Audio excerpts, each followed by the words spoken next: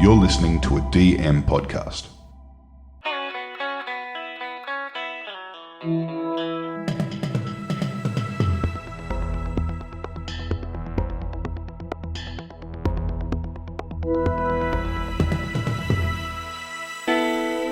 Hello and welcome back to Betoota Talks. You're joined by myself, Clancy Overall. We've got Errol Parker here and we've got Wendell Hussey. And 2026 is gone, is underway, really. It's back end of February. Nearly 2 months, Clancy. Pretty much done with February. Yep. Dry February's almost over for you. Yep. Shortest month. Yep. Makes sense. Look, it's good to finally get you back in the office after your Christmas break. Yeah, it was a bit of fun. I had to get down there and party with Angu. Exciting times for centre-right conservatives like myself. So I had to get down there and celebrate the new leadership. Plenty of things going on. Obviously popped in for the Australian Open with Errol. Winter Olympics, yada, yada, yada. All that filler that exists between... Enough of the bullshit. Enough of the politics, mate. We're back to the good stuff. All the stuff that exists between the Ashes and the Winter Codes is now coming to an end. It's not the Ashes every year. Like in January, we'll be playing Pakistan. We'll also be playing England again this year. New Zealand. In the quadricentennial match. Something like that. I don't know the exact pronunciation. Next year. But yeah, look, they're coming back down here to the MCG for a one-off test to celebrate that. But anyway, what are we talking about today, Clancy? Well, I mean, we could just sit here and talk about how the man formerly known as Prince Andrew has been arrested and how the dominoes are starting to fall in relation to the Epstein files. But I feel like there's plenty of podcasts of talking men that are covering that right now. So we might talk about something a little bit more, local to Australia in the shape of the 2026 NRL soap opera. Yep, the human jousting's back. It is. Mm-hmm. The season is about to kick off. It'll be kicking off this week. And as we normally do at the Betoota Advocate for the last kind of 3 or 4 years, we do a bit of a season preview, a bit of a discussion about what might be ahead over the next 7 or 8 months of, as you said, soap opera, the drama, the narratives, the storylines, all that sort of stuff. We've got a special guest joining us in about 10 or 15 minutes to talk us through that and talk us through her journey into the game of rugby league. As a little hint into who that might be, her journey. Her journey as a non-player. But Sunday this week, it all begins, and we have possibly 2 of the most tantalising matchups anyone has ever seen. This is as big as Vegas round gets. I have not seen exciting games like this since ever, really. This is like state of origin quality. It kicks off the Canterbury Bankstown Bulldogs versus the St. George Illawarra Dragons.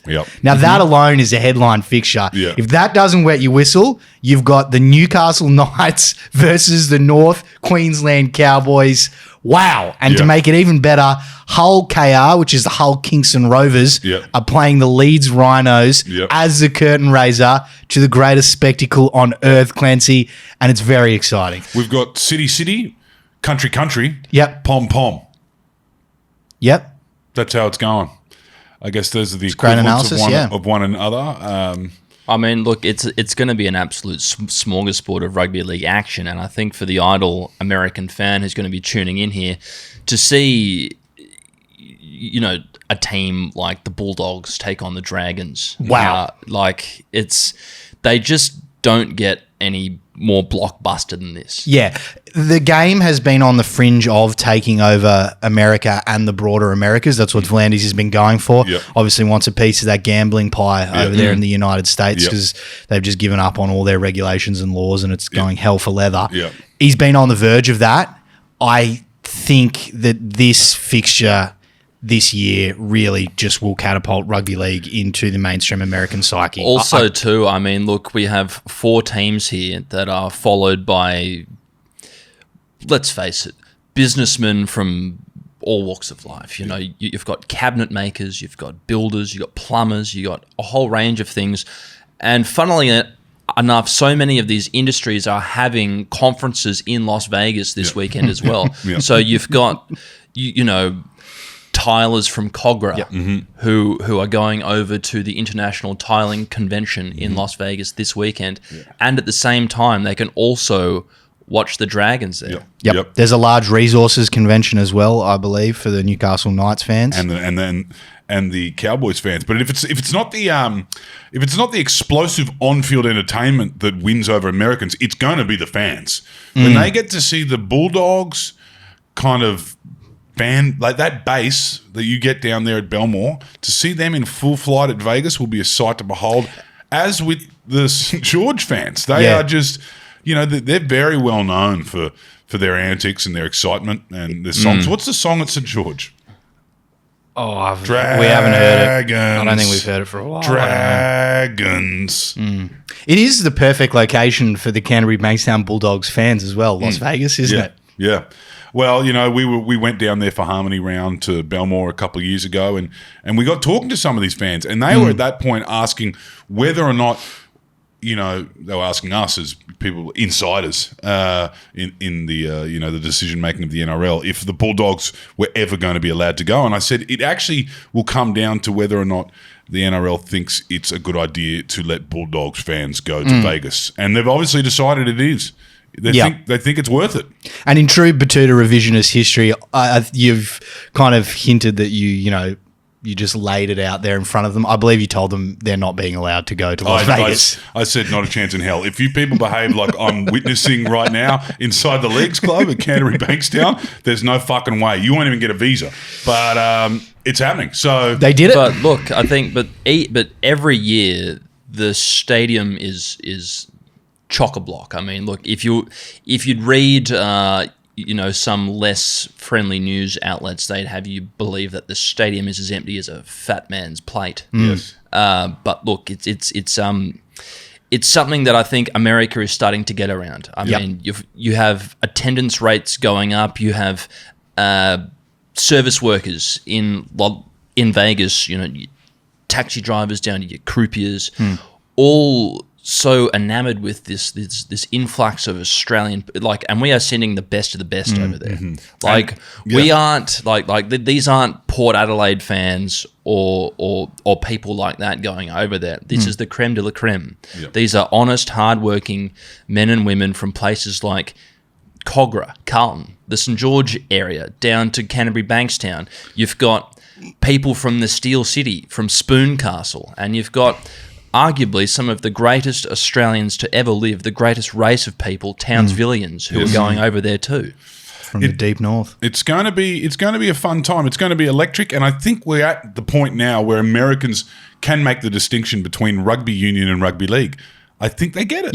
Yep, for sure. And look, we have heard that the Las Vegas Raiders, the NFL team, they're going to have their backup nose tackle, Ladarius Dale Sneed there to just be around the game. So that will be huge. There was huge a bit exposure. of trouble. There was a bit of trouble a couple of years ago when the local NFL third, fourth string NFL footballer that was brought to open the proceedings ended up getting mixed up with some NRL fans and getting arrested in his hometown. Yes, yeah. So that caused a bit of a logistical nightmare, but they got around it as Peter V'landys does. He just moves forward and he just keeps getting things done. I think it was an interesting point Errol made there about the media coverage of this, and for our listeners, I think one thing to keep in mind when you're reading this coverage, or you're seeing this coverage or you're listening to this coverage on whatever medium it is, if they're saying that the ground is empty, it's likely coming from a bitter journalist who didn't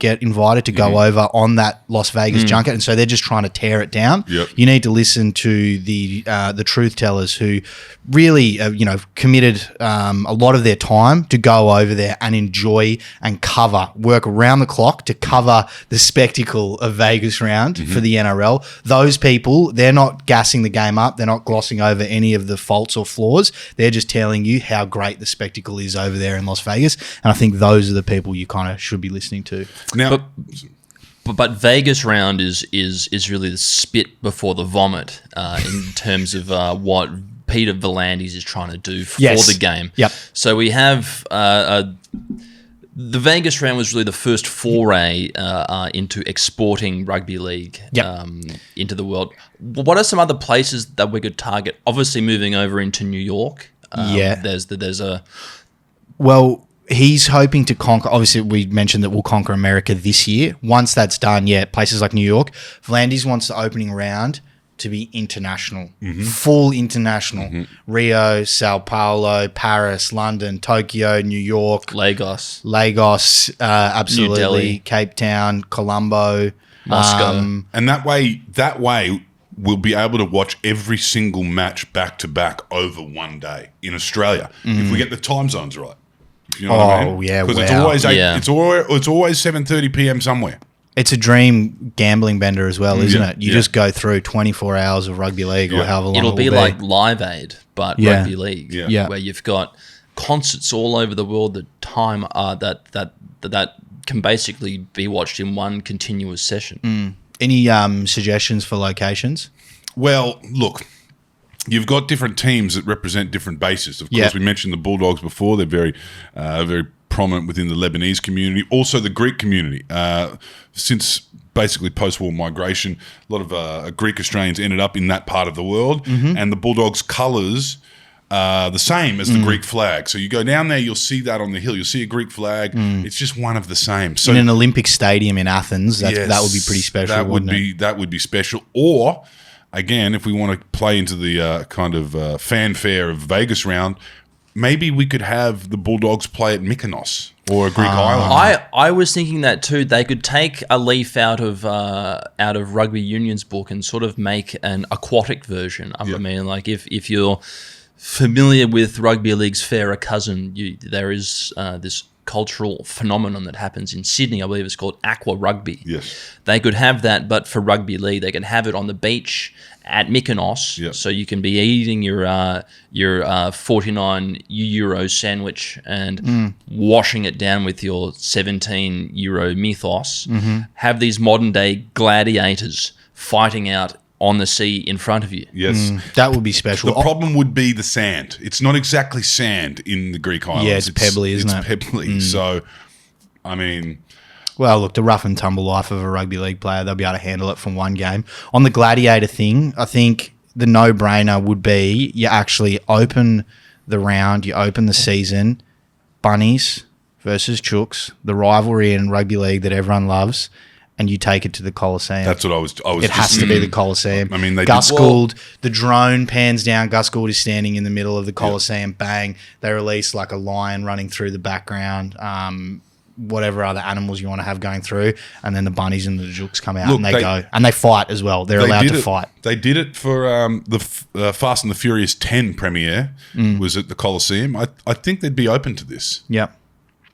Well, look, I also thought for the Charity Shield, possibly having those two teams, St George Bunnies, yes, at Gallipoli. Yes. Ooh. So the coin toss is who gets the higher ground, right? Yes. And the field is not necessarily flat, but like a hill. Yeah. So say Chooks win the toss, they get the high ground. Yep. And then they fight like that. Yep. But instead of you know shooting each other with machine guns and 303s, they're fighting for territory, but a different kind. Yes.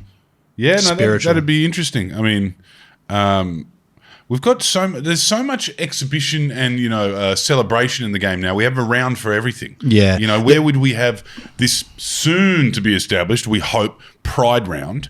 They've had a few. San Francisco, Barcelona, maybe one of the queer capitals. Yeah, it's obviously something that we're struggling getting up in Sydney. Maybe we should just take it to maybe that's the New York round. Yeah, Stonewall. I mean, the other thing you have to think about here, which I think is probably useful for V'landys to have some suggestions and solutions, is obviously like the geopolitical ramifications of the game, right? There's got to have to be a Shanghai game, and there probably is going to have to be a New Delhi game. So I'm curious to hear who you guys think. Parramatta plays in New Delhi. Yeah. I think maybe the Dragons are one of the Shanghai teams. Oh, yeah. Strong. Like Hurstville, that's in the Dragon Shire, and the right? Bears. See, look. Yeah. There are people that discount the Bears. Look, if you've ever spent any time in North Sydney, Bears country. Yeah. Bears, Dragons, and it feels like the animals and the animals year of the dragon isn't there as well. Year of the horse now. Or Broncos maybe. Broncos, Dragons. in China. Yeah, Shanghai. Yeah. That would be pretty cool. Yeah. I like that. And what Parramatta? Who's Parramatta playing in New Delhi? I reckon Parramatta it would have to be Panthers, I'd say. Yeah, the Battle of the West. Yep. Or the Storm. Yeah. Yep. Both of those work really nicely, actually. There you go. So that's fixed. So that's the international round. Now, we've spoken about all the excitement and all the, obviously, exhibition and this never-ending excitement that Peter V'landys has brought to the game. But let's actually talk about predictions just quickly. Yep. Who have you got in the grand final this year, Wendell Hussey? In the grand final this year, I have the Panthers and, unfortunately, the Storm. Okay. Like, it's just... those two teams, I think, will just come through. They'll be consistent. It's going to be a boring final. Like, I don't know. You'd rather watch the age-old allegory of paint drying rather than those guys going around again. But unfortunately, I just think they're two superpowers in this game, and they'll kind of get it done. So that's my prediction. Dally M, I'm saying Reece Walsh. This is his year. And Wooden Spoon is going to be the Newcastle Knights, unfortunately. Yeah, look, for the final, I am actually picking Cowboys Sharks. Wow. Wow. Yeah. The Just on vibe and vibe alone. Yep, at I the like moment. that. Look, that's exciting. Clive Churchill too to Scotty Drinkwater, I think. Yep. Okay, I like it. Dally M, Scotty Drinkwater as well. Dally M. Yep. No, look, I reckon Dane Gagai has look. He's been building. He's been building for about the last 18 years. This could be It's good value on Pig Bet at the moment. Yeah. Which is our preferred gambling platform. Yeah, not official sponsor, but they look after us. Pig If you're Bet. going to have a bet, have a Pig Bet. Yeah. Make it a big bet. Have a pig bet. Now, I would say it's going to be a Brisbane Derby grand final. Finns, Bronx. It's happening. It's not happening. It's happening. And I would say Dally M goes to Hakeem Haas. It's time for one of the big boys to get up. Yeah, nice. I like that. Now, Wooden Spoon. Spoon. Look, at the moment, Para. nah, it's going to be Spoon Castle. Yeah. I mean, they've put all of their eggs in one basket, and then they've taken that basket and thrown it as hard as they can against the nearest wall. True. Yep. True. So, Just before we get to Vonnie, thank you for those predictions. The incredibly incorrect grand final one as well is great. They should actually move it to Suncorp, the final, if those two teams make it, which they won't, but that's what they should do. Before we move on to Vonnie, just quickly, rule changes. There's a few different rule changes this year. I'm not going to bore you with them too much, but this is what happens when the game is run by a guy who sits at home on the couch and then just decides he wants to change a rule. So he texts the people below him and then they go about enforcing it. No trainers are just kind of going to be allowed to enter the field whenever they want. It's got to be clearly defined after that Panthers trainer psyched out the Titans kicker. Interchange. what is Alfie Langer going to do with himself? Yeah, well, I guess just hit the esky after the game and throw a bit of 4X around. 6 more songs. Yeah. Interchanges are going up by a couple of players, which people are saying is going to, you'll have specialist halves and so sitting on the bench. It'll be interesting to see how that goes. And then they're changing the 6 again tackle count as well. Look, it's this creeping Americanization that's coming into this game where rugby league's great egalitarian game where, people have to take on different roles with each game, how it evolves. This is a bad idea. Thank you. Look, I think it's a great shout. It's for me, the Americanization of it is that calling it a product. Yeah. It's not a product. Calling it a product. It's a game. It's rugby league. It's not a fucking product. I know it has to be marketed, it has to be sold, and we've got to pay the wages, but just thinking of this thing as a product, look, very American. If NFL is human chess, NRL is a fight in the bush with sticks. A goanna wrestle. Now, I think that's a shame, these interchange rules, because some of the most exciting matches at the back end of last year were ones where the players were gassed. Yep. Where they were running out of steam or finding those deposits of energy deep within themselves to get it over the line. Now we're just going to have fresh legs. It just makes it even more strategic. I like the idea of, you don't like to see injuries, but when you get a couple of injuries or, a couple of guys ruled out, you start seeing people defend in different positions. You start seeing fatigue come into the game. It opens up. It makes it exciting. I agree with you. I don't like the interchange rules at all. But anyway. We are still very much armchair, commentators, speculators in this capacity. It is time to bring on today's guest who actually knows a fuckload more about the game. So see you later. 2026 is underway. You've just heard us discuss the narratives that we believe will be emerging in this year's soap opera that is the greatest game of all. Now we've got someone who's actually an expert compared to us, who knows a lot of the players personally and follows the game week to week, more so than just us playing Super Coach. Yes, eyeing off which players we want to score points. Whoever's Clancy has got as a first try scorer, that sort of stuff, and not someone who's not as influenced, obviously, by personal grievances when watching rugby league. So, very excited to have our guest on today. Thank you for joining us, Yvonne Sampson. Oh, thank you so much. What a wonderful intro. It makes me very excited for the season ahead. Yeah, well, look, you've got to know that you obviously surpass armchair, Well, do I? Yeah, I don't think so. You're a panelist, effectively. Yes. We want to ask about the game rugby league. You just said before we began the interview that you worked up and down Queensland's coast, always on sport. Always on sport. Yeah, I did journalism at QT and worked out pretty quickly I was bad at every other round, like terrible at politics, didn't understand the crime round, didn't have any contacts, didn't understand local council bun fights, didn't get across any of that. And I thought, surely this is wrong. Someone's going to give me a job to watch sport for a living. And I think people think, did your dad play or do you have brothers? Or no, none of that. We've got not one athletic bone in our family's body. I was born in Townsville, adopted out, grew up on the Sunshine Coast, always wanted to be a journalist and, stuck to my guns and stuck with sport.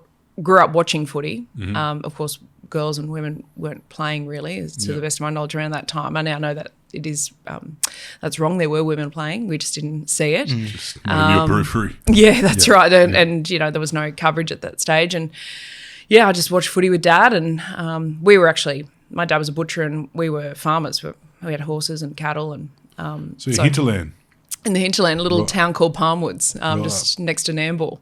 Okay. And ginger country. Yes, correct. The Yandina ginger, big pineapple, the big cow at Yandina. We've got all the sites for the tourists. And then lucky enough, I just my first job was in Maryborough cricket, covering First Seven local news, and then local footy right from Townsville, Mackay, Bundaberg, Maryborough, Sunshine Coast, and did that for about 10 years. Loved it. Nambour Crushers, Richard Swans, Nambour Pirates. The biggest yarn was when Noel Goldthorpe came to be captain coach. It was enormous times for local sport. The Sunny Coast, what's the netball side there? Oh, the Firebirds? Yeah, the Firebirds is Sunny Coast, or is that Brisbane? Oh, that's the Queensland Southeast Corner team, I guess.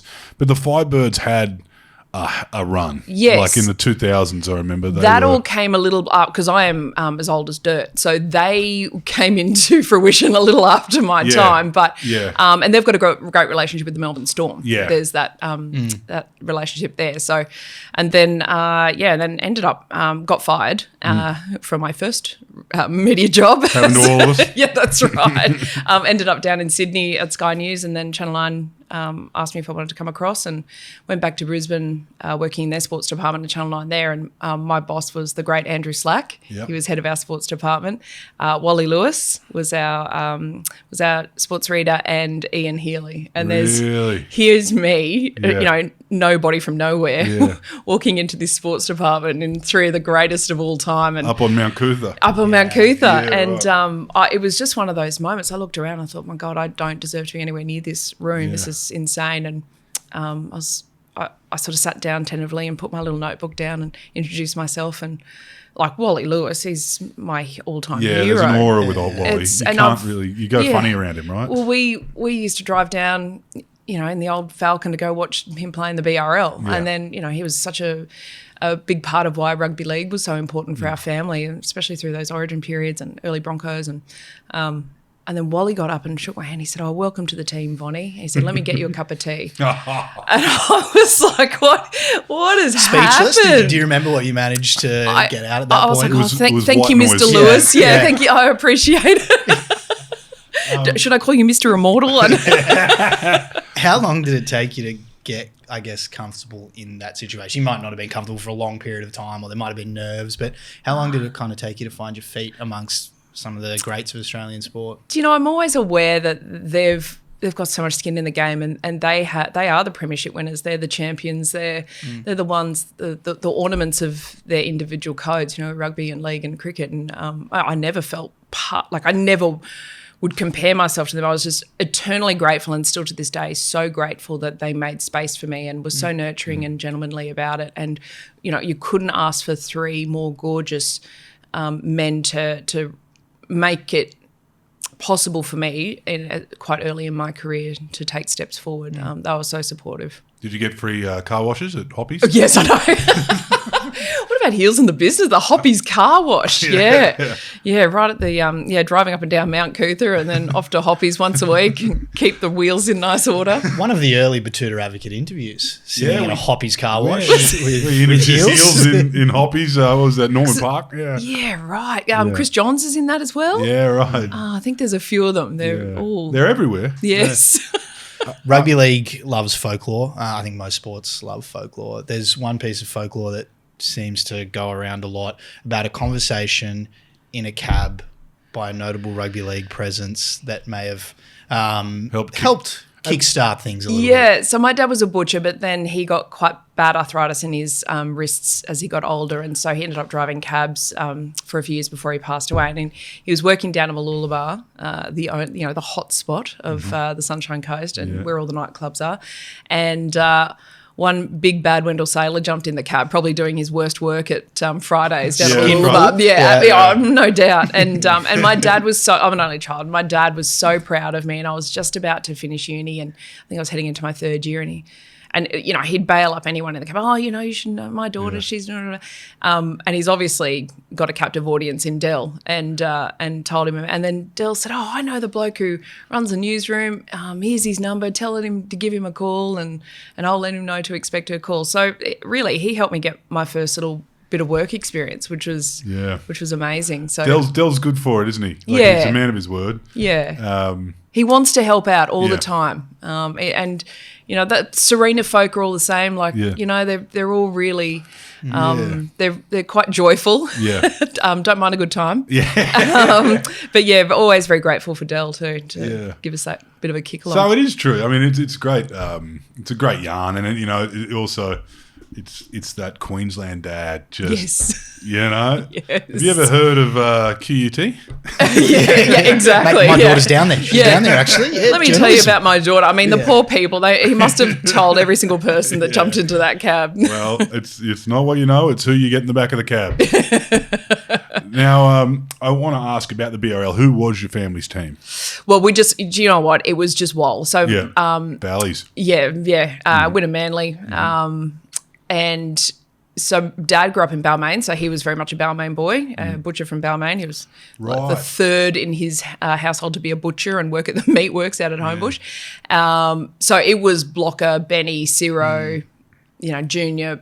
That was how we watched footy. Yeah. And then they moved to Queensland, and that's where I came along. They'd waited for like 8 years for a child on the adoption registry down here, and there was babies aplenty up in Queensland. Yeah, right. So I was the next one off the rank, and they were lucky enough to fly up and get me. And so I grew up in Queensland, but very much aware that, Balmain was how we watched footy, and then Dad would drive me down to watch the BRL, and Wally was the king of, everything. And I remember in 88 when the Broncos started up, and I remember asking Dad a very serious question, like, Dad, would it be all right if I supported the Broncos? And his poor heart broke. Yeah. He was like, darling, whatever you want to do.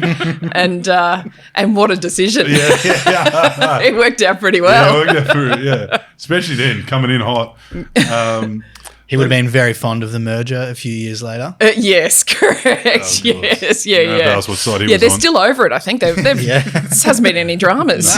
Smooth sailing. I love it. I love it. You meet those old codgers. Oh, so they could meet a 10-year-old West Tigers fan and they'll go, what side are you on? Yes. Well, they identify themselves. They go, oh, I'm from Wests. Yeah. And you're like, oh, goodness me. Okay, we're a magpie and we're a tiger. Gotcha. This kid was born after the last premiership, but Yes. I don't think he recognises the divisions that you see in this club. Yeah. He's got a lot to learn. Yeah. It is an interesting era, that BRL heyday, and very interesting for someone like your old man coming up from such a tribal kind of foundation NRL, New South Wales Rugby League at that point, and then entering a world where there was another comp, where you're looking at Wally Lewis playing, Queensland had its own comp, because you forget BRL wasn't even what many people thought the biggest deal in Queensland. You go up to the Foley Shield, and that North Queensland Rugby League is a whole different beast. That's so true. People don't give enough credit for the quality of the football, especially you go up north and but the BRL for us. And do you know what it was bizarre. You saw that play out when the Dolphins entered the NRL a few years ago now. There was a lot of Finn hate down here. Oh, that expansion. What do we need another Brisbane team for? Who were Redcliffe? Who were the Dolphins? What are they? Whereas everyone in Queensland were like, well, they've been around for 70 odd years, and they're one of the most successul premiership winners. They are, the second wealthiest team in the NRL. They've got incredible roster. Now they've got Isaiah Cartel, who's going to be one of the stars of the future. Artie Beetson, of course, loved Redcliffe just as much as he loved the Roosters, and Pedro, that's right. I think DCE did a little stint there at the Redcliffe. There's some sort of connection, Mackay, Central Queensland to Redcliffe, just in general, but they are the closest thing to a Queensland foundation club. Yes. Because the Broncos aren't one. No, that's right. And I think it was like everyone from Queensland understood that the Dolphins were never going to fail. Yeah. But I think down here, I remember sitting on a 360 and they were like, it's not going to work. And I was like, why? What are you talking about? Of course it's going to work. I realise. You've not even been north of the Tweed. Don't worry about it. There's still people in Queensland who don't watch the NRL. Yeah, that's correct. They're watching rugby league every week, but it's not the NRL. Yeah. How is it sitting in the chair at 360, sometimes listening to takes like that where you just go, what are you talking about? And letting them go and then finding a way to move on the conversation. How'd you find sitting in that chair? Like coming into bat after Ben Eichen, like he's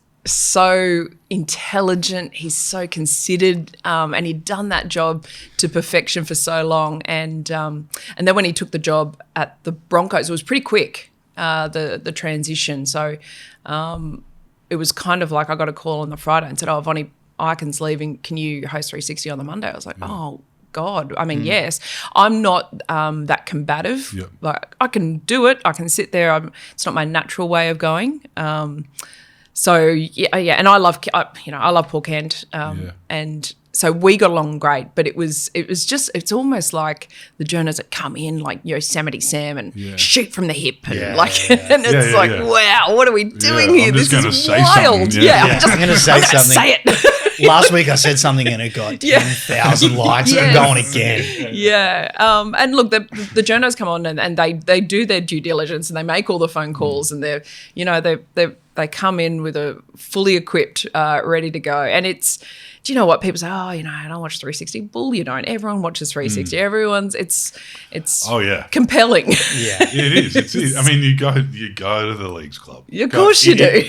You go to the Leagues Club and it is on the screen. It's on a big screen. Like the screen they would usually play the match on has 360 on and there's people watching. Yeah.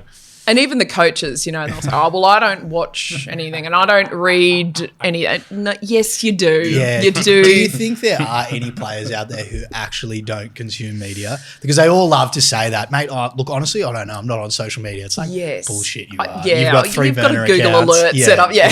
You're lurking there. Of course you are. Group chats where people are sending you videos. Yeah. And it's just part of life now. And I think the players are so comfortable consuming little tidbits and the way that the media is just fed directly into your eyeballs now. Yeah. It's almost impossible to avoid. I thought it was, look, there's always that moment after a glorious sporting victory where people have the opportunity to dampen it. We look back, I thought it was a bit of a beat up, but when the Panthers were sitting there half pissed on the fan day talking about power Our sons, yeah.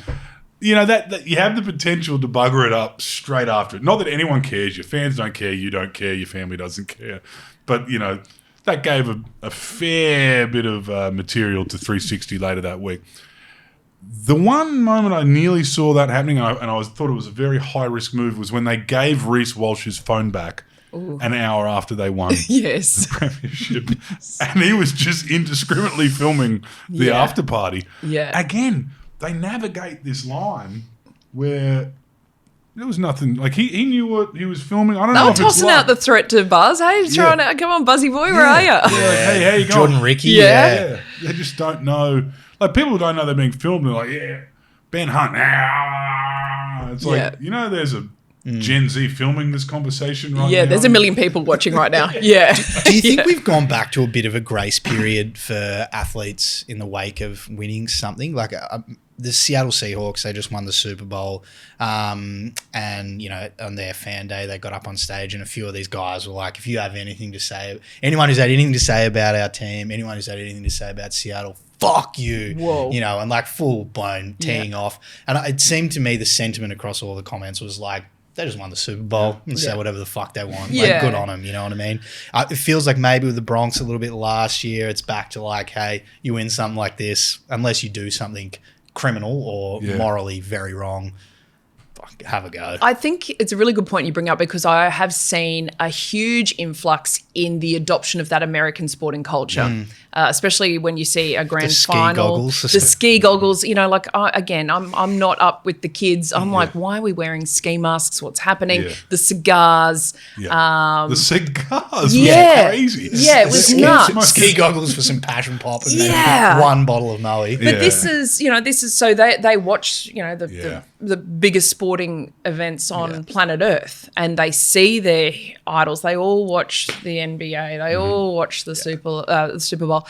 So they go, well, that's how we're going to party. We're going to party like rock stars. And so then they adopt all that. So it's been funny to watch. I mean, but to be honest, like even if you go back to 89, the Raiders, and Mal's up there with the sunglasses looking like an absolute dish, with a busted Winfield Cup. Yeah. You know, because Loz dropped it off the back of the little car that they were doing in their civic parade. So look, footy players, rugby league players have always played up a little, and on Mad Monday, especially after a grand final. And I think it's almost part of the culture now. Do you remember that video, like the footage that came out after one of those Broncos premierships where they went to interview Alf the next day and he was shaving someone's head? Oh, yes. Was he wearing the beer can hat still? It's like this, and he's just conducting an interview. Yeah. It's like, the Broncos. Yeah. And you know, was it 92, 93, and he's crowd surfing and singing St. George Can't Play. And I mean, there is something to it. Like, you can be a bad loser. You can also be a bad winner. But you know what? You've got the trophy, so. He gave a shout out. I remember Alfie gave a shout out to all his mates in Boggo Road. Yeah. Like when he won man of the match. Sure. Do you know, Alf is such great company, and I highly recommend, if you ever get the chance to have a beer with Alf, you must always take up that offer, because Just go to the Caxton, you'll it see is. him. Yeah, he's just there. He used to come into Origin camp along with Jason Hetherington, Gilly, and like, to just have a beer with those blokes is one of life's greatest offerings. So if anyone does get the chance, I highly recommend. But Alf's so much more than just the fun party guy, the six more songs kind of guy. He's so clever, and if you get a chance to talk footy with him, the IQ with the ball is You'd get an interesting look at some of that too. Like, you know, they've got the front-facing media persona, or even just the, you know, someone like Alf's not really going to get a microphone put in front of his face too often nowadays. He's the water guy. But you do get to have those conversations. Who would you say has surprised you over the years? I mean, aside from Alfie, someone that was just actually a dark horse when you got to speak to them in real life? Oh, great question. I'm really lucky. We've got this show called Face to Face, and it's one of the best things I get to do in my job. And it's just basically an interview and with, you know, one of the heroes or legends of the game. And so yesterday, for instance, I did Brad Thorne and Michael O'Connor. Thorne's interesting bloke, upstairs at the Caxton. Yeah, right. And really, anyone from that era where we all grew up and fell in love with the game, they see and read the game so well still. And just to hear the way they approach their own journeys, they're like, Thorny spoke about making that transition from one of the premium back rowers in the NRL. He had 3 premierships by the time he went across and then came back and won a 4th. But he went across to rugby and he said, I had to start again. And that entire skill set of trying to learn how to be a forward. An All Black. An All Black, right? Well, they chose him and he said, oh, no, thanks. And I was like, you don't turn down All Black? That's insane. But obviously it all worked out. He became one of the greatest all-conquering icons of all time. Yeah. But him just talking about the mechanics of the scrummage of rugby. So I don't know a lot about rugby. I mean, I enjoy it as much as the next person, but I don't know it as well as league. And him just talking about how he was able to just the brute human force, locking at the back and feeling the spine of those forwards at the front when we shifted to lock. It's fascinating. So you're constantly surprised that, footy players are much more clever than they let on. And if you give them the space and if they feel that, what's the new buzzword around the clubs at the moment? Psychological safety. If you give them psychological safety to... I haven't even heard that one. To talk about footy because it's business. It's their brand. They know that they need to maximise their earnings and their value while they have the opportunity. So most guys... they know that this is a very rare chance they have to make something of it. And, a lot of them are, 99% plugged in. Yeah.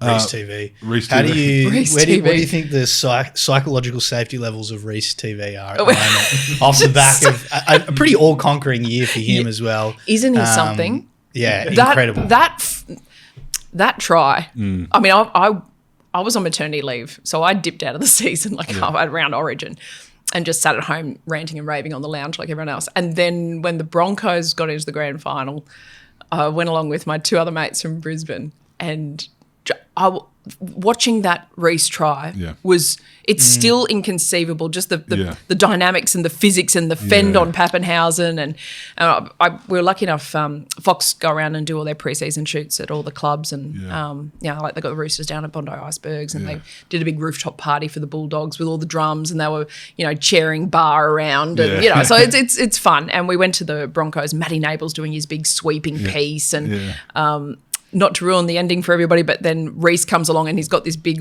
novelty gelignite ignition, the ones that you push down and everything explodes at the into fireworks at the Broncos headquarters.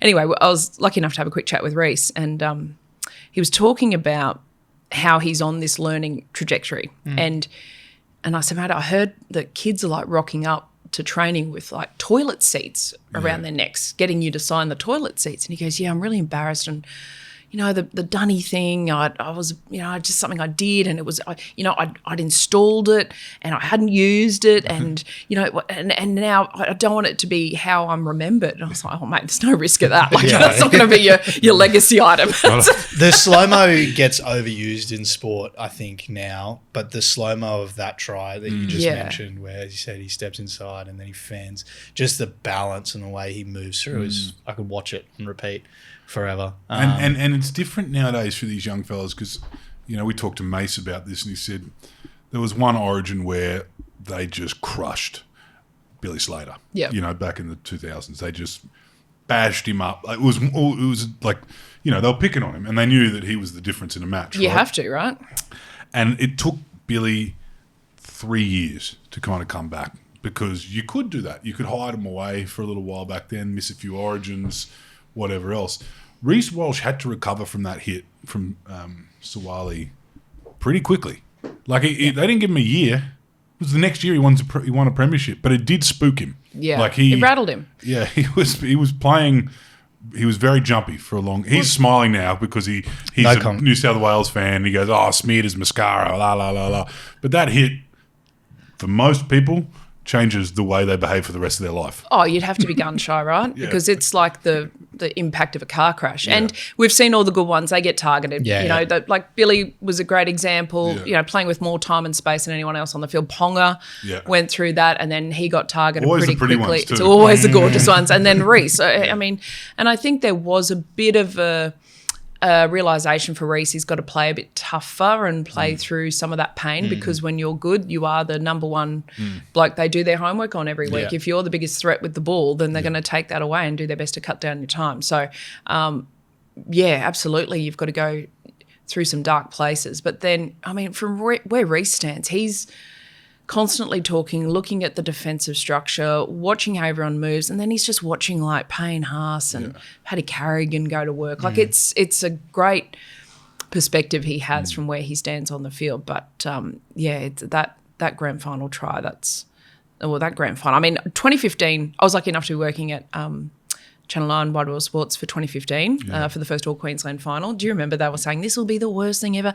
There'll be no atmosphere. It was the greatest game of all time out there. It was our city country. Yeah, I was there. I was down there, and I was actually in the boondocks with the actual Cowboys. Yes, the last minute tickets. They've just taken a gouged flight down from Townsville at the last. There were no flights. They were driving. Don't lie. They're in the caravans.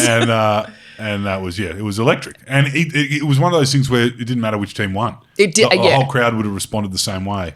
Well, we were on the sideline, and so the plan was if Cowboys won, Gordy was the first to go out and get JT or the match winner and do all that. If the Broncos won, Darren Lockyer was supposed to go out and do, and then I just do the crumbs. Like I pick up, the blokes that struggle to talk a little bit or whatever else needs doing. Yeah.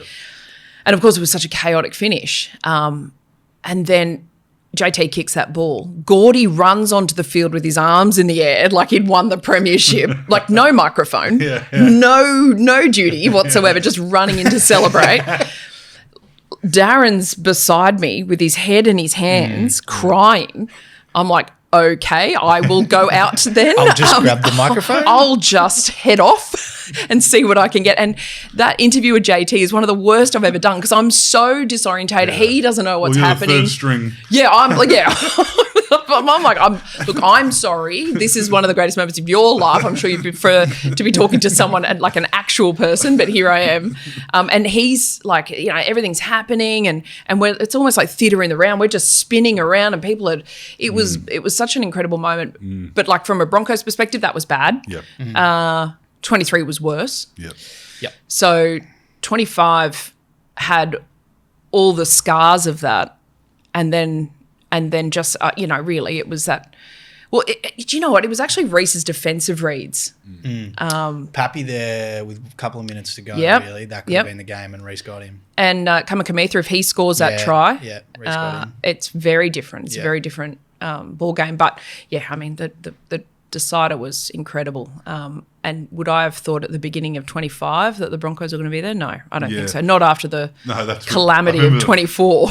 I remember Black Dog Round thinking it's fitting that you're wearing that jersey because your fans all have the Black Dog right now. And then that was a pretty good turnaround from there.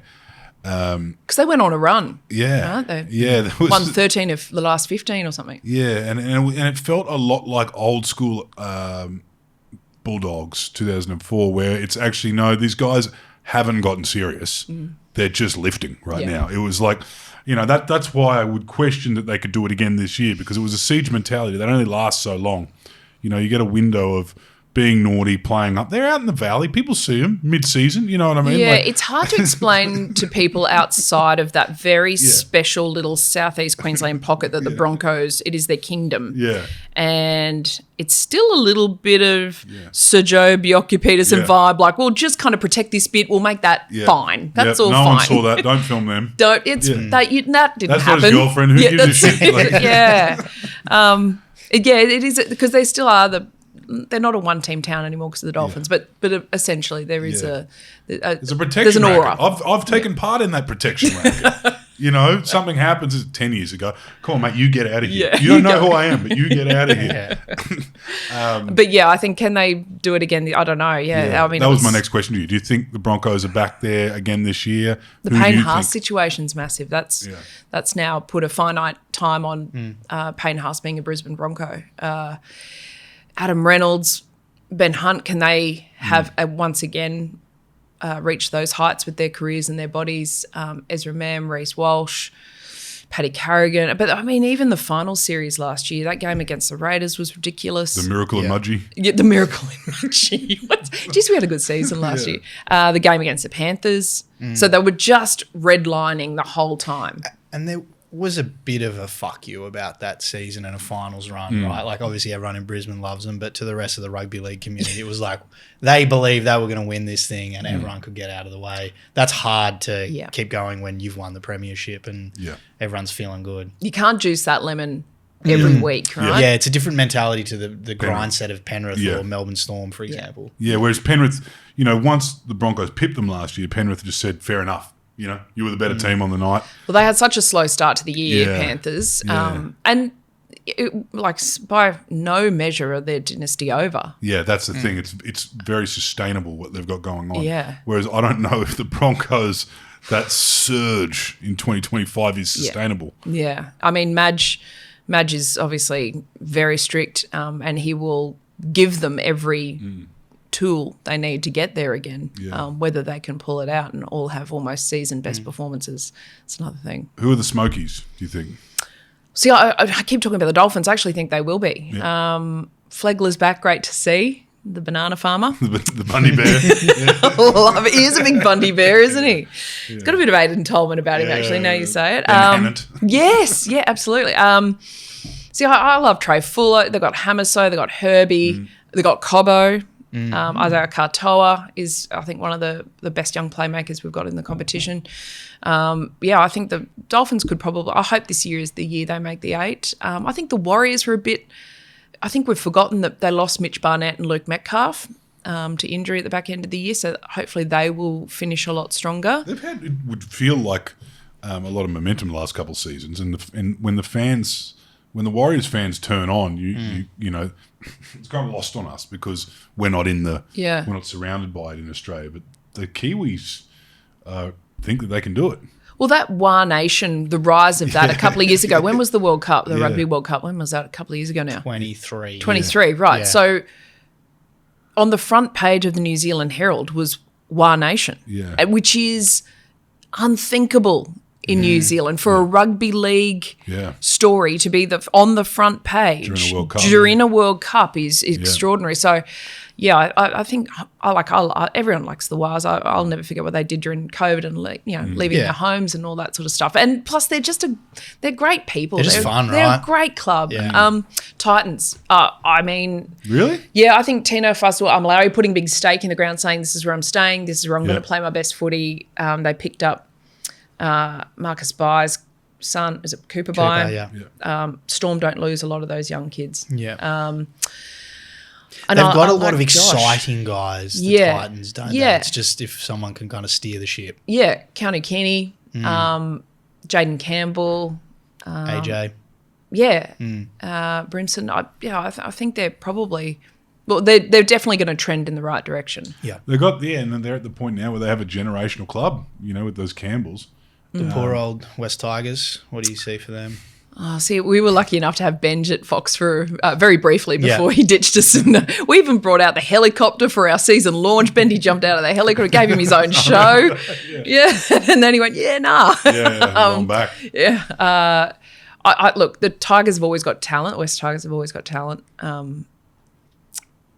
And Jerome Luai, I actually like Jerome Luai and Adam Dewey together. I think that's the way they're going to start the year.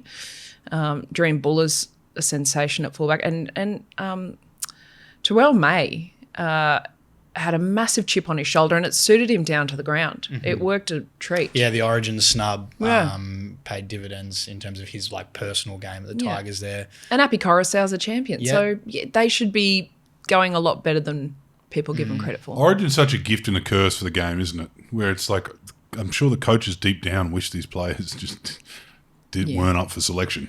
Well, now everyone's allowed to be selected. Yeah. As a Queenslander, I would personally like some compensation that we didn't get Jason Taumalolo at his prime. I know. I was thinking that. There's a Benji. Benji could have played for Queensland by those rules. Yeah, Kieran Foran. Yeah. Yeah, there's a bunch. So it's going to change the landscape pretty drastically. Mal Meninga's a bit... because Mal is so fiercely protective of what Origin is, because he was there that first night that he ran out. I think it was his 20th birthday. Yeah. He ran out behind Arthur Beats in Lane Park, and he was there that night and has been involved in the greatest moments the State of Origin has ever delivered. Yeah. So I think he's quite fiercely protective of throwing open the ballot and saying, welcome one and all. It was interesting. One of the shows here at Diamantina Media podcast, the 167 podcast with Hughesy, Money and Paps, Jerome obviously just he'll become eligible to play for Queensland. Great game organiser, Dally M medalist, etc. But he came out a couple of days ago and said it'd be a cash grab for him. He's not interested. He doesn't believe he can commit to the jersey and fulfil the needs and expectations of the jersey. So he'll be withdrawing and he won't be eligible for Origin. I guess that's a point of view, right? That's just it was never there for him. He never thought it was an option for him, so he never thought about it. I mean, and money did say there's $100,000 on the line there. He said, look, it would be a cash grab. I can't do the jersey justice. I think Origin trades off that. You've got to believe in that jersey, and that's so much of, when you put it on, this is what you're representing. And I know, everyone teases Billy about, well, we're for Queensland and we're for the Queenslanders. The bush poet, But it's right, and it has always traded off that this is who we are and this is how we want to see ourselves. And if you don't have that buy-in, then there's no place for you. It'd also be intimidating, I think, if you were never really a part of it, and then it's like you're now eligible for the Queensland Spirit. And you're like, well, I've never felt that before. So. And look, us Southerners, we tease Billy, and you guys keep winning Origin. So, we have to kind of make some peace. Well, as we've discussed here before, the closest thing to emulate the spirit of New South Wales is Gus, and they're not going to pick him as coach anytime soon. But that's an option. In Gus we trust. Gus is a phenomenal figure. Have you had the pleasure of his company? No, we haven't really. He early days, I think he was very confused about the Betoota Advocate when we were, online. What on earth is this? What is this? Yeah. Who are these? What is a Betoota? Gus is he's magnificent and terrifying and loving and soft and then ruthless. He's all these contradictions. He's romantic. He truly is. When he speaks, it's like he's one of the greatest orators ever. Yeah, he's amazing. And sometimes he forgets that toilet bathroom door might Wasn't that a little awkward? Yeah, that was. That's one for the kids to deal with. Actually, one piece of folklore, Ronnie, I'd like to ask about. That fateful afternoon sitting on the hill at North Sydney.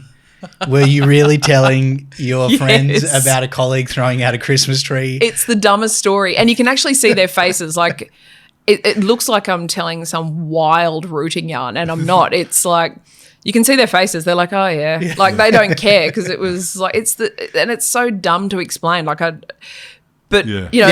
had a little Christmas tree on their crotch and they were humping it and they got caught on camera, the irony of that. And while I'm telling that story, because we were throwing the little Christmas tree around, and that was so strange. So we were going to go to the beach. It was like they're my mates from Mackay, actually.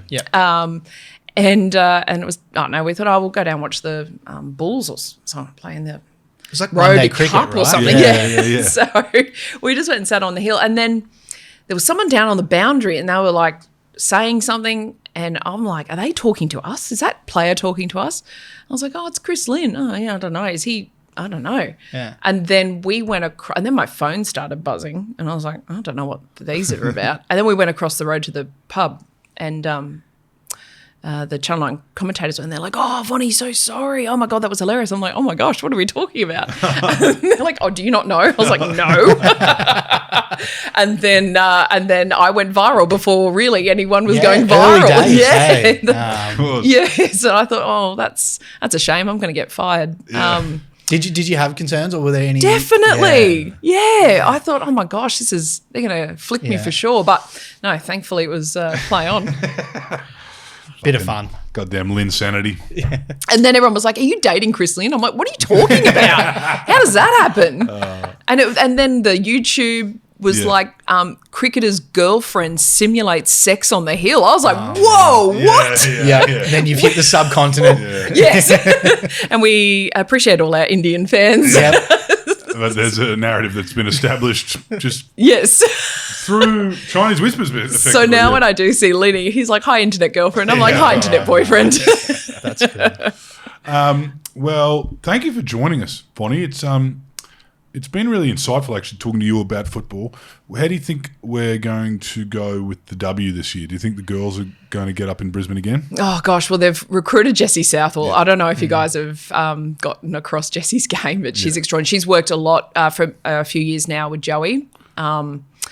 And it's funny because Jessie is like, oh, yeah, I don't know why Joey calls me. Like I'm just a girl and blah, blah, blah. And I said, no, mate, he talks to you like a footy player. Yeah. She's a genuine playmaker. Yeah. And you can see even in last year's Origins series, was it the one at Newcastle? She was and she's got the cutout ball. Yeah. She digs into the line, holds it up, finds a pass. She's Such got a good kicking game. organiser. Yeah. She's a maniac out there in the best possible way. And She's there still is so young too. so young. Going to be around for a long, long time. So the Broncos were very clever to pick her up.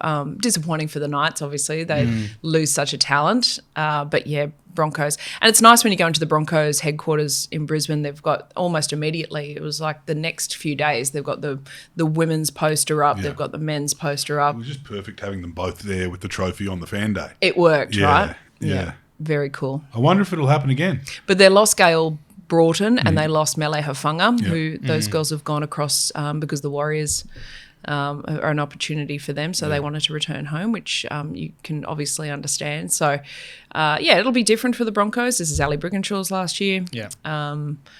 It'll be interesting to see if they can. You know what was surprising? Out on grand final day and Broncos women full-time siren, and all of a sudden there was like this weird all-in. Yeah. And I remember the that. brawl. And That was a big stink. I was like, whoa, what's happening? yeah. And I just didn't expect it from the women on such a big stage, on such a big day with so many eyeballs and television cameras. And, it just sort of kicked off. I thought, righto. Well, That's footy. It's footy. And it's Rugby also league, everybody. But it's also where the men were, you know what I mean? As the game's professionalising for the women, yes. it is very similar to league as it was professionalising, which is, we don't have those kind of salaries on the line. We're going to get in there and throw hands if we, if we feel the need. It's honest football. The girls are they're great, and I've really appreciated the uptick in kicking game and execution and quality at the women's game.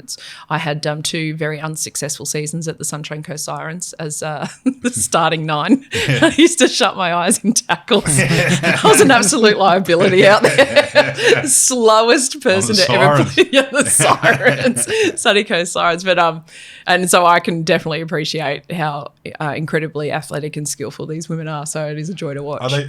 Are they a joy to interview because they feel more naturally media trained than the blokes? Yeah. Well, they're just more across it, and we've got some wonderful women that come into Fox, and I love that they have their own show, their own space, their own panels to be able to talk about the women's game. We don't have to say, she's like a Billy Slater or she's like a Darren Lockett. Like these women can be Jessie Southwell. Yeah. Here's how she is. These are her strengths. These are her talents. So like Tiana Penatani, She's so good. Yeah, she's amazing. If we could have more women, and there are so many talented women to talk about the game. But Tiana, I have to say, is an absolute shining light. Millie's great as well, and Fergo for so long has been so good. I found her, particularly with the rugby coverage, when she came in, and there's often an old boys kind of vibe about a lot of the rugby coverage. Yeah. She was just such a breath of fresh air, calling it out, saying this is what needs to happen. The team didn't perform today. Yeah, just really, really good coverage and commentary. I love Fergo. Yeah. No, the game's booming, isn't it? And she's done wonders for women in rugby union and league, Fergo. But just seeing that happen last year, where it was with again the Broncos, the men and the women's both winning, and both the fan days being treated as such, as equal. It really makes you realise it's more about the clubs than it is about men's, women's. Yeah, it was actually just about the quality of the game. We just saw 2 great games. Yeah. And I think it's funny, like people, when I first started, especially because I've been in TV for 25 years. Pre-Women's Rugby League. Pre-WNRL. Yeah, definitely. NRLW. And it's funny, people would say, oh, well, you know, you're the first female to do this, or you're the and it was funny, I was always sort of defined or described about, oh, well, you know, Vonnie's here, she's a lady. And I was like, that's a weird way to describe someone. Like, I don't say, gosh, you guys do a good job for men. Yeah, for sure. You know, like, look at you guys go. You could say that. Yeah. Geez, you blokes do a good job for ex-footballers. Yeah. So, and all of that, and I know that it was meant as a compliment, like, oh, you know, I really like, you know, even for a woman, you do a good job. And like, I know they meant it, not how it sounded, but all of that's fallen away. And it's as, and I can only imagine the same has happened for the NRLW. You just go, you know, when I was living in Balmain, and they had the Women's World Cup and the Betootas, remember they went on that incredible run. And obviously living in Balmain, some very sad West Tigers, miserable West Tigers fans around, and old blokes who'd seen a thing or two. Right? Yeah. Went down to get a coffee, and one of the old locals goes, "Hey, Vonnie, did you watch that game last night?" And I thought, that's interesting. He just said the game. Yeah. He didn't say, did you watch the women's soccer? Yeah. Or did you watch the girls? No. Or did you watch the Matildas? Yeah. He just said the game. Yeah. And I thought he wouldn't have known that, but that's a massive step forward in the rhetoric about how we describe women's sport in general. It's just the game. It is the game. Yeah, for sure. Yeah, no, it's you kind of go from that, all right, now those clunky kind of conversations you had where it's like, you're a woman, but it's good, yeah. And then it gets to like the excitement where they're like, actually, no, this is good because we're casting a wider net. And then now it's just beyond all of that. We don't even have to talk about whether the journalist or the footballer is male or female. Yeah. I remember talking to Raylene Castle, who was CEO of the Bulldogs, and she said, I don't mind being the first female CEO or whatever. She goes, I just don't want to be the last. Yeah. Right? So, and it's the same. Like, I didn't mind being the first for a couple of things, but I certainly don't want to be the last. Yeah. You know, and the rising tide lifts all ships. Yeah, and so, for sure. you know, that sort of thing. And we've definitely seen the change in landscape of media and women's sport and in my lifetime and in my career, and it's been a joy to watch. Well, you've been a big part of it. So thank you for joining us today, Vonnie. Incredible career, and we look forward to seeing more of you on the screen this year in the 2026 NRL soap opera. Very, very exciting. Vonnie, before we go, Premiers, Dally M, top try scorer. Look, I'm a Broncos fan, so I'm going to say Broncos. Yep. You know, that one last ride for Payne Haas and all that. Yep. And obviously Adam Reynolds is retiring at the end of the year. And they've got such an incredible roster. Dally M. Do you know what? Nathan Cleary probably needs to go close. Yep. But the Dally M's are always fascinating. Yeah, last year was interesting. And it's almost like to not play Origin. It feels rep footy helps you. It definitely does. And also you'll notice, like, so the year Kalen Ponga won, if you're in a team of excellent you know, meter makers and tackle breakers, and so they're going to take points off you, you know, in the 3-2-1. But if you're kind of the main guy every year, then you get a lot of those points. And Sean Johnson went pretty close. Yeah, that year. It feels if Reece can stay fit, he might be primed for a Dally M. But then, you give points to Payne and Paddy and Ezra. you know. So I'd love a big boy to get it. Me too. I think it's always skewed towards the halves too. Yeah. It'd be crazy if a big Terrell May was halfway through last year. He was a legitimate chance. Yeah. Luke Metcalf was leading it for a long time. But maybe a Payne Haas. Wouldn't that be nice? Or what was the last forward to win it? Was it Jason Taumalolo? Yeah, I think he shared it with Cooper. Yes. Yeah, I think would have been great to have him again. Would have been great having him playing Origin around that time. Yes, and what was the third question? Sorry, I've got the memory of a goldfish. Top try scorer. Oh, top try scorer. Let's go Big Cobbo. Hey, dangle a little carrot out for him. I was going to prompt Cobbo. The Dolphins there. Yeah. Okay, interesting. Thank you very much, Vonnie. Thank you. Thank you.